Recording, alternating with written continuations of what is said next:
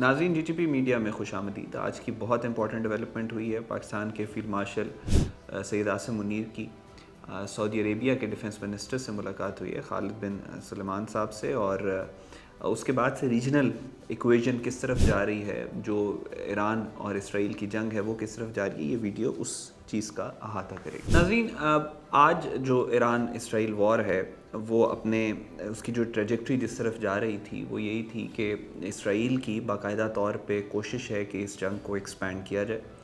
Americans जो हैं वो फोर्सी नहीं कर रहे थे जो हालात इस तरीके के बनेंगे। उनको लग रहा था कि जो सुप्रीम लीडर है उनकी शहादत के बाद अमेरिका के अंदर बड़े खुशी के जश्न मनाया जाएगा और ईरान के अंदर भी लोग सड़कों पे बाहर निकल आएंगे। वो भी नहीं हुआ और अमेरिका भी एक तरह से इस जंग को अब अपने ऊपर एक बहुत बड़ा बर्डन समझना शुरू हो गया। बर्नी सैंडर्स ने कहा है कि हम और पैसे इस जंग पे खर्च नहीं कर सकते।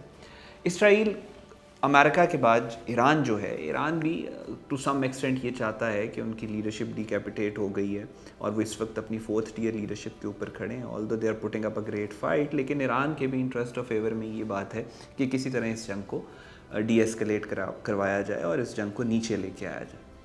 सो इस सारे कॉन्टेक्स्ट के अंदर जो सबसे ख़तरनाक फैक्टर था इसका वो ये था कि पिछले 800 दिनों में 4 दफ़ा इसराइल ईरान जंग हुई है। 4 दफ़ा इसराइल ने ईरान पे अटैक किया, ईरान ने जवाब दिया। लेकिन इसमें सिर्फ एक दफ़ा ऐसे हुआ है इस दफ़ा कि ईरान की तरफ से जो है अमेरिकन बेसिस उनको टारगेट किया गया मिडल ईस्ट की डिफरेंट कंट्रीज़ के अंदर। पहले जब राइजिंग लाइन 1 था तो उसमें वो कतर वाला था, लेकिन वो एक फेस सेविंग थी, वो तो सबको पता था। लेकिन ये जो मिडल ईस्ट के डिफरेंट कंट्रीज़ के अंदर, दुबई में, यूएई में, बहरीन में, कतर में, उसके अलावा सऊदी अरेबिया में, ये जो ईरान की जो अटैक्स थे ये एक बहुत बड़ी प्रॉब्लम हो सकते थे। और आजकल की जो मॉडर्न जंगें लड़ी जा रही हैं इनमें the form of warfare has change drastically. ये ग्रे जोन बैटल्स हैं, ये स्टैंड ऑफ बैटल्स हैं और इसमें 4 चीज़ों ने पूरी इक्वेशन को तब्दील करके रख दिया। सबसे पहले आपके मिसल स्ट्राइक्स, प्रिसीजन स्ट्राइक्स जिसको कहते हैं कि आपको अपनी फ़ौजें नहीं लड़वानी पड़ती। एक मुल्क दूसरे मुल्क पे मिसल मारते हैं, दूसरा मुल्क जवाब में मिसल्स मारते हैं, दोनों क्लेम करते हैं कि हम जीत गए। और ये सारा ये जो पिछले चलता चला आ रहा है।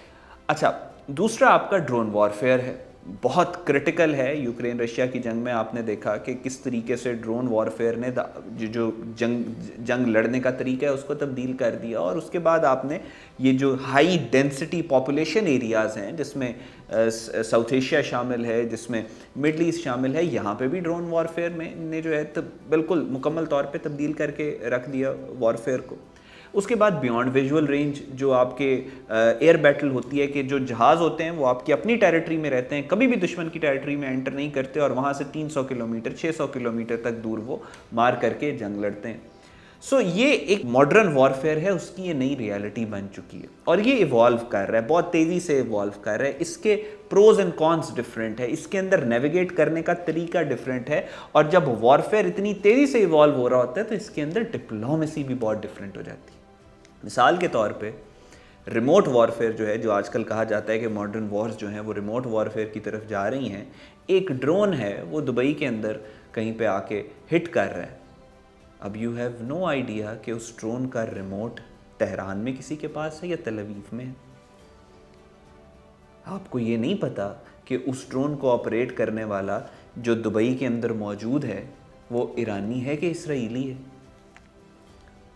आपको नहीं पता कि उस ड्रोन के ऊपर इसराइल का झंडा है या उस ड्रोन के ऊपर किसी और मुल्क का झंडा है। वो ड्रोन कहाँ से ऑपरेट हो रहा है। और यहाँ पे जो space for false flag operations हैं वो बहुत ज़्यादा बढ़ जाती है। तीसरी पार्टी का फ़ायदा उठाने का स्कोप बहुत ज़्यादा बढ़ जाता है। तो इस सारे कॉन्टेक्स्ट में जब ईरान ने अटैक किया मिडल ईस्ट के ऊपर, ये कहते हैं, इरानियंस कहते हैं कि हमने अमेरिकन बेसिस को हिट किया, तो उसके बाद जो दुश्मन थे उनको भी बहुत ज़्यादा स्पेस मिल गई थी कि वो इसको एक्सप्लॉइट कर सकें। इसी वजह से अमेरिकन इंटेलिजेंस के जो बहुत करीब समझे जाते हैं टकर कार्लसन, उसने ये कहा कि ये ख़बर दी बाकायदा तौर पर कि मिडल ईस्ट की डिफरेंट कंट्रीज़ हैं। उन्होंने कुवैत का नाम लिया, उन्होंने सऊदी अरेबिया का लिया, उन्होंने कहा वहाँ से मोसाद के एजेंट्स पकड़े गए हैं जो ड्रोन्स के थ्रू ऑपरेट कर रहे थे। जब राइजिंग लाइन 1 हुआ तो यही ईरान के अपने ड्रोन्स से, जो ईरान के एयर डिफेंस सिस्टम को जिन्होंने नाकारा बनाया था, ईरान के अपने ड्रोन्स से, वो इंडियंस से जिन्होंने उस फैक्ट्री के अंदर जो काम किया था। सो یہاں پہ یہ انڈرسٹینڈنگ جو تھی کہ اس ماڈرن وارفیئر کے اندر ڈپلومیسی کو کیسے نیویگیٹ کرنا ہے، یہ پوری دنیا کے اندر صرف ایک ملک ہے جس کو اس بات کا تجربہ ہے اور جس نے ہسٹری کو ری رائٹ کیا ہے جنگ کے دوران، اس ماڈرن وار کے دوران، اور اس کے بعد اپنی ڈپلومیسی کو پوری دنیا میں منوایا ہے، جس کا نام پاکستان ہے اور جس کو لیڈ کیا ہے پاکستان کے فیلڈ مارشل عاصم منیر نے۔ اس میں کسی کو کوئی ڈاؤٹ نہیں ہے۔ آپ نے اب دیکھا کہ جب پاکستان کے فیلڈ مارشل کی ملاقات ہوئی سعودی عربیہ کے ڈیفنس منسٹر کے ساتھ، اس کے چند گھنٹوں کے بعد ایران کے پریزیڈنٹ کا بیان آیا کہ اب ہم مڈل ایسٹ کی جو کنٹریز ہیں ان کے اوپر ہم اٹیکس نہیں کریں گے، اور باقی انہوں نے وہ شرط رکھی کہ وہاں اپنی زمین کا استعمال نہیں ہونے دیں گے اور وہ سارا کچھ۔ اور یہ ایک بہت بڑا ہیلنگ میکنزم ہے جو اس سارے کانفلکٹ کے اندر بہت ساری ٹینشنز کو پیسیفائی کرے گا۔ اب اس سے ہوا یہ ہے کہ وہ lack of understanding of diplomacy during these modern wars جو مڈل ایسٹ کے کنٹریز کے اندر موجود تھی، جس کو ایکسپلائٹ کرنا چاہتا تھا آپ کا دشمن اسرائیل، پاکستان کے جو فیلڈ مارشل ہیں ان کے وزٹ کے بعد وہ جو اسپیس آف ایکسپلائٹیشن ہے اس کو بہت زیادہ شرنک کر دیا۔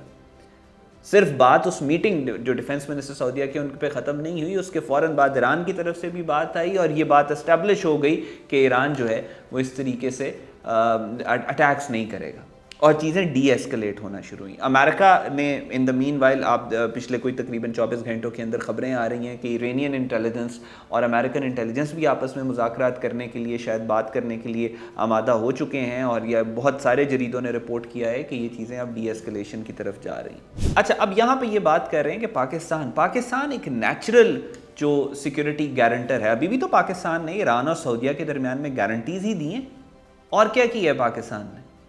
وہی کام جو دنیا کی سپر پاور امریکہ کر رہی تھی پچھلے کافی عرصے سے، وہی میں آپ کو پہلے دن سے بتاتا آ رہا ہوں جب سے یہ کانفلکٹس مڈل ایسٹ میں شروع ہوئے ہیں کہ امریکہ کی سیکیورٹی گارنٹیز ختم ہو رہی ہیں۔ نیچرلی ہم چاہیں یا نہ چاہیں، ہمیں پتہ ہو یا نہ پتہ ہو، نیچرلی وہ جو سپیس ویکنٹ ہوتی جائے گی، اس کے دو کنٹینڈرز بنتے ہیں، ایک اسرائیل بنتا ہے، ایک پاکستان بنتا ہے۔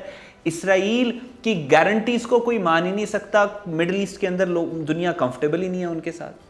تو اس ساری سچویشن میں کون سا ایسا ملک ہے کہ جس کی سیکیورٹی گارنٹیز ایکویژن میں بیلنس اور سٹیبلٹی لے کے آئیں گے مڈل ایسٹ کے اندر؟ وہ نیچرلی پاکستان ہے۔ میں اگین آئی وڈ سے، ہم چاہیں یا نہ چاہیں، ہم مانیں یا نہ مانیں۔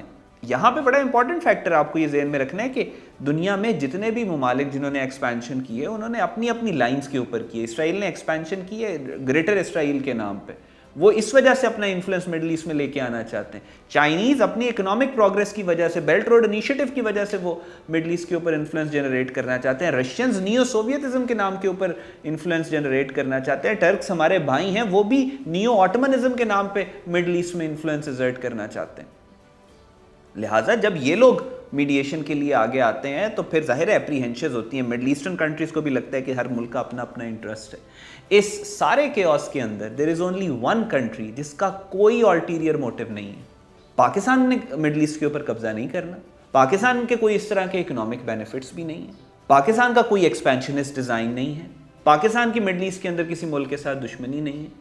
پاکستان ایک Muslim nuclear power, the only Muslim nuclear power in the world. Pakistan نے ہمیشہ ساتھ دیا ہے، مسلم ایشوز کے اندر کنٹریبیوٹ کیا، اور پاکستان کا گولڈن پرنسپل ہے جو ہمیں قائد اعظم دے کے گئے تھے، which is peace with in and peace without out.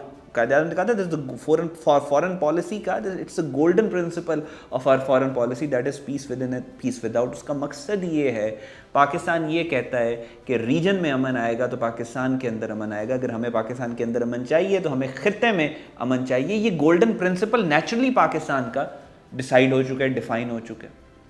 تو اس وجہ سے پاکستان کی بات میں، اور specially for the past 1 year, جس طریقے سے کرائسس کے دوران، جنگوں کے دوران، اس موسٹ ماڈرن ایوالونگ وارفیئر کے دوران پاکستان کی military diplomacy led by the field marshal Asim Munir, اس نے جس طریقے سے پوری دنیا کے اندر اپنا سکہ منوایا ہے، اب وہی چیز، اسی کی ریفلیکشن اور اسی کی ریپرکشنز آپ مڈل ایسٹ کے اندر دیکھ رہے ہیں کہ اٹ واز اگین، جب رائزنگ لائن 1 تھا تو فیلڈ مارشل کی ملاقات ہوئی ڈونلڈ ٹرمپ کے ساتھ، اس کے بعد ڈونلڈ ٹرمپ نے کہا کہ اب ہم پیس اور امن کی بات کریں گے، اور ابھی بھی آپ دیکھ رہے ہیں کہ یہ جو وزٹ ہوا ہے سعودیہ کا، اس کے بعد ایران کی طرف سے آپ کو خبر آ گئی، اور اب یہ ایک سنو بالنگ ایفیکٹ ہوگا اور چیزیں ڈی ایسکلیٹ ہو کے پیسیفائی ہونے کی طرف جائیں گی۔ پاکستان زندہ باد۔